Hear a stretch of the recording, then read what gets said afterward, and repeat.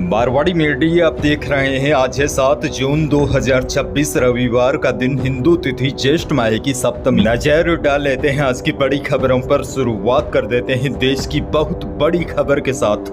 बड़ी खबर, 3 दिन की देरी से आने के बाद मानसून ने रफ्तार पकड़ ली है। केरलम, कर्नाटक, तमिलनाडु के तटीय इलाकों को पार कर मानसून सही समय पर गोवा पहुंच गया है। उम्मीद है मानसून मुंबई में समय पर दस्तक दे सकता है। फिलहाल पणजी, बेंगलुरु, सलेम, पंबन में मानसून के कारण तेज बारिश हो रही है। वहीं केरलम में तो बारिश का रेड अलर्ट जारी किया गया है। और देखिए, बड़ी जानकारी तो यह भी है, शनिवार को मानसून आंध्र प्रदेश, महाराष्ट्र, मिजोरम और मणिपुर तक पहुंच गया है। आईएमडी के मुताबिक अगले 3-4 दिनों में मानसून पूर्वोत्तर के सभी राज्यों और पश्चिमी बंगाल के कुछ हिस्सों तक पहुंच सकता है और अगले 10 दिनों में इसके बिहार, झारखंड और उड़ीसा पहुंचने की संभावना है। लेकिन उसके बाद एक बार के लिए मानसून की रफ्तार काफी धीमी हो जाएगी। इसके पीछे कारण यह है, स्काईमेट वेदर के एक्सपर्ट जीपी शर्मा के मुताबिक एमपी, छत्तीसगढ़, ओडिशा, बंगाल में मानसून को आगे बढ़ाने के लिए बंगाल की खाड़ी में एक मजबूत सिस्टम की आवश्यकता होती है, जो फिलहाल मौजूद नहीं है। ऐसे में इन राज्यों में मानसून की रफ्तार धीमी पड़ सकती है। देश की अगली बड़ी खबर, सुबह सुबह महंगाई का बड़ा झटका लगा है, क्योंकि घरेलू एलपीजी सिलेंडर 29 रुपए महंगा हो गया है। नई दरें रात को 12 बजे से लागू हो गई है। यानी कि जो हम घरों में रसोई में गैस सिलेंडर यूज करते हैं, उसके दाम 29 रुपए बढ़ गए हैं। इससे पहले 7 मार्च को भी एलपीजी सिलेंडर के दामों में 60 रुपए बढ़ाए गए थे। इस तरह 3 महीने के अंदर घरेलू सिलेंडर 89 रुपए महंगा हो गया है।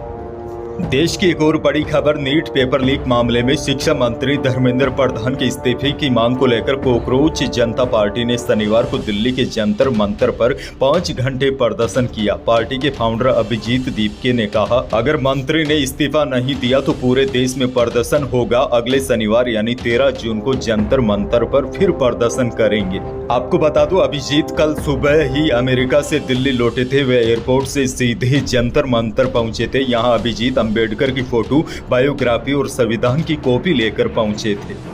बहरहाल आगे बढ़ जाते हैं। राजस्थान से बहुत बड़ी खबर, न्यूनतम समर्थन मूल्य यानी कि एमएसपी पर गेहूं खरीद का कोटा बढ़ाने की मांग को लेकर श्री गंगानगर के किसानों ने प्रदर्शन किया। किसानों ने ट्रैक्टर ट्रॉली के साथ कलेक्ट्रेट की ओर कूच किया था। रास्ते में बैरिकेडिंग भी तोड़कर किसान आगे बढ़ गए थे, लेकिन किसानों के ट्रैक्टर के सामने ही ट्रेनी आईपीएस ज्ञानेंद्र भारती खड़े हो गए। इस पर किसान वहीं रुक गए। काफी समझाने के बाद कुछ किसान एडीएम से बात करने को राजी हो गए। भारतीय किसान यूनियन के प्रतिनिधि मंडल ने दोपहर करीब 1:30 बजे कलेक्ट्रेट में अधिकारियों से बात की। उधर संयुक्त किसान मोर्चा के किसान कलेक्ट्रेट के पीछे वाले गेट का ताला तोड़कर कई किसान अंदर घुस गए। अधिकारियों से बातचीत के बाद किसानों ने धरना समाप्त कर दिया है। किसानों ने मांग रखी है, रजिस्ट्रेशन के आधार पर ही गेहूं के कट्टे दिए जाए। कच्चा आढ़तिया संघ को खत्म कर दिया जाए, जो अब तक एफसीआई से कट्टे लेकर व्यापारियों को दे रहा है। वहीं किसानों ने मांग की है, श्री गंगानगर, हनुमानगढ़ जिले सहित पूरे प्रदेश में गेहूं की खरीद का कोटा बढ़ाया जाए और खरीद की डेट को भी आगे बढ़ाई जाए। अगली बड़ी खबर की ओर बढ़ जाते हैं। मुख्यमंत्री भजनलाल शर्मा ने शनिवार को सवाई मानसिंह अस्पताल के औचक निरीक्षण के दौरान ओपीडी और विभिन्न वार्डों की व्यवस्थाओं का जायजा लिया। इस दौरान उन्होंने मरीजों और उनके परिजनों से बात भी की। मुख्यमंत्री सबसे पहले हड्डी रोग विभाग की ओपीडी पहुंचे, जहां मरीजों की भीड़ देखकर व्यवस्थाओं का निरीक्षण किया। इसके बाद उन्होंने न्यूरोलॉजी और कार्डियोलॉजी विभाग का दौरा किया। निरीक्षण के दौरान प्रमुख शासन सचिव Gayatri Rathore, SMS medical college के प्राचार्य डॉक्टर दीपक माहेश्वरी सहित कई अधिकारी मौजूद रहे। इस दौरान सीएम ने धन्वंतरी ओपीडी में आने वाले मरीजों के लिए बैठने तथा छाया पानी की बेहतर व्यवस्था करने के भी निर्देश दिए। अगली बड़ी खबर की ओर बढ़ जाते हैं। मुख्य सचिव वी श्रीनिवास की अध्यक्षता में शनिवार को पीएम स्वनिधि योजना के अंतर्गत लंबित आवेदनों की समीक्षा बैठक आयोजित की गई। बैठक में योजना के तहत प्राप्त आवेदनों की स्थिति, स्वीकृति एवं वितरण की प्रगति तथा विभिन्न कारणों से लंबित प्रकरणों की विस्तार से समीक्षा की गई। बैठक में अधिकारियों ने बताया कि 27 जनवरी 2026 के बाद से योजना के अंतर्गत कुल 34,893 आवेदन प्राप्त हुए हैं। इनमें से 14,169 आवेदन स्वीकृत किए जा चुके हैं और 12,129 प्रकरणों में ऋण वितरण किया गया है। वहीं विभिन्न प्रकरणों से लंबित 2616 आवेदनों पर भी बैठक में विस्तार से चर्चा की गई। मुख्य सचिव ने अधिकारियों को निर्देश दिए हैं कि पात्र लाभार्थियों को योजना का लाभ समयबद्ध रूप से उपलब्ध करवाया जाए तथा स्वीकृति एवं वितरण प्रक्रिया में लंबित मामलों का शीघ्र निस्तारण सुनिश्चित किया जाए। उन्होंने कहा कि योजना का मुख्य उद्देश्य रेहड़ी पटरी एवं छोटे स्वरोजगार से जुड़े नागरिकों को सुलभ वित्तीय सहायता उपलब्ध करवाना है। इसीलिए सभी संबंधित विभाग एवं संस्थाएं समन्वय के साथ कार्य करें। जोधपुर से बड़ी खबर। सोशल मीडिया पर ट्रोलिंग से परेशान होकर विषायुक्त पदार्थ पीने वाली social media influencer Anita Bishnoi की हालत में अब काफी अधिक सुधार हो रहा है। मथुरा दास माथुर अस्पताल के आईसीयू में भर्ती अनीता ने शनिवार सुबह अपने परिवार के साथ लोगों से इशारों में बातचीत की और बताया कि वह अब ठीक है। अनीता के पति दीनाराम ने बताया कि कुछ लोगों ने उनके कपड़ों को लेकर अभद्र टिप्पणियां की थी, जिससे वह काफी मानसिक तनाव में थी। फिलहाल उनकी तबीयत पहले की तुलना में काफी बेहतर है।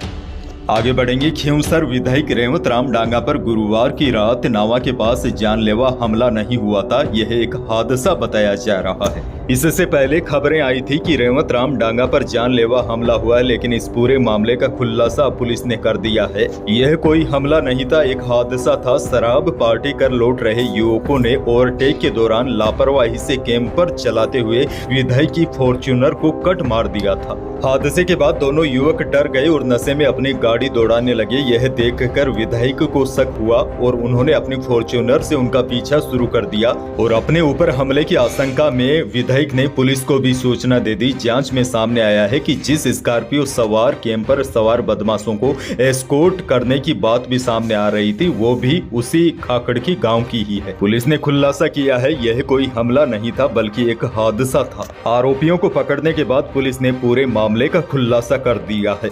एक और बड़ी खबर। अंतर्राष्ट्रीय बाजार में आई तेज गिरावट का असर शनिवार को जयपुर सराफा बाजार में भी दिखाई दिया। एक दिन में ही चांदी के दाम 10,000 रुपए प्रति किलो और शुद्ध सोना के भाव 2700 रुपए प्रति 10 ग्राम तक लुढ़क गए हैं। कारोबारियों के अनुसार हाल ही के समय में एक ही दिन में सबसे बड़ी गिरावटों में से एक मानी जा रही है। शनिवार को जयपुर सराफा बाजार में चांदी घटकर 2,53,000 रुपए प्रति किलो पर आ गई। वहीं शुद्ध सोना भी 2700 रुपए टूटकर 1,55,000 रुपए प्रति 10 ग्राम पर बंद हुआ। वहीं 22 कैरेट यानी कि जेवराती सोना भी 2400 रुपए टूटकर 1,43,400 रुपए प्रति 10 ग्राम रह गया। मौसम को लेकर बहुत बड़ी अपडेट है। प्रदेश में प्री मानसून की शुरुआत काफी अच्छी रही। बीकानेर के लूणकरणसर में शनिवार दोपहर तेज बारिश के साथ ओले गिरे। सीकर, अलवर, कोटपूतली, बहरूड, डीडवाना, कुचामन में कल दोपहर के बाद अचानक मौसम बदला। कई इलाकों में आंधी के साथ बारिश हुई। अंधड़ से बीकानेर के श्री डूंगरगढ़ में वेयर हाउस के टीन शेड उड़कर आधा किलोमीटर दूर खेत में जा गिरे। वहीं कोटपूतली, बहरूड में भी अंधड़ से टीन टूट गए। आंधी बारिश की वजह से अधिकतम तापमान में 5 डिग्री तक की गिरावट आई है। करौली, दौसा, डूंगरपुर, नागौर और जयपुर समेत कई शहरों का तापमान 33 डिग्री सेल्सियस से भी नीचे रहा। अब देखिए बड़ी जानकारी यह है, आज भी प्रदेश के कई भागों में आंधी बारिश का दौर जारी रहेगा, लेकिन कल 8 जून से राज्य के पश्चिमी हिस्सों में एक बार फिर गर्मी के तेवर तीखे होने और कई स्थानों पर हीटवेव चलने की संभावना है। अंत में एक और बड़ी और राहत वाली खबर। 85% एथेनॉल मिक्स वाला E85 फ्यूल दिल्ली में आधिकारिक तौर पर लॉन्च हो गया है। केंद्रीय पेट्रोलियम और प्राकृतिक गैस मंत्री हरदीप सिंह पुरी ने इंडियन ऑयल के पूसा रोड आउटलेट पर दिल्ली के पहले E85 फ्यूल डिस्पेंसिंग स्टेशन का उद्घाटन किया। सबसे बड़ी और खास बात यह है, यह पेट्रोल से 20 रुपए प्रति लीटर सस्ता है। इससे न सिर्फ आम लोगों का गाड़ी चलाने का खर्च कम होगा, बल्कि कच्चे तेल के आयात पर भी देश की निर्भरता घटेगी। दिल्ली में E85 फ्यूल की कीमत 82.12 रुपए प्रति लीटर तय की गई है। दिल्ली के पूसा रोड पर खुला यह स्टेशन भले ही देश का पहला पंप है, लेकिन सरकार का प्लान इसे बड़े स्तर पर ले जाने का है। शुरुआती फेज में सरकार दिल्ली NCR और मुंबई पुणे नागपुर कॉरिडोर में करीब 50 से 100 ऐसे E85 फ्यूल स्टेशन स्थापित करेगी। योजना के मुताबिक इस साल अंत तक देश में ऐसे स्टेशनों का नेटवर्क बढ़ाकर करीब 500 किया जाएगा। वहीं साल 2027 अंत तक केंद्र सरकार का टारगेट देश के सभी मुख्य शहरों में लगभग 5000 आउटलेट शुरू करने का है। तो यही थी प्रदेश और देश की आज की बड़ी और महत्वपूर्ण खबरें। वीडियो को लाइक करना बिल्कुल न भूलिए। चैनल पर नए हैं तो सब्सक्राइब जरूर कीजिए ताकि आप अपडेट रहे बड़ी और काम की खबरों से।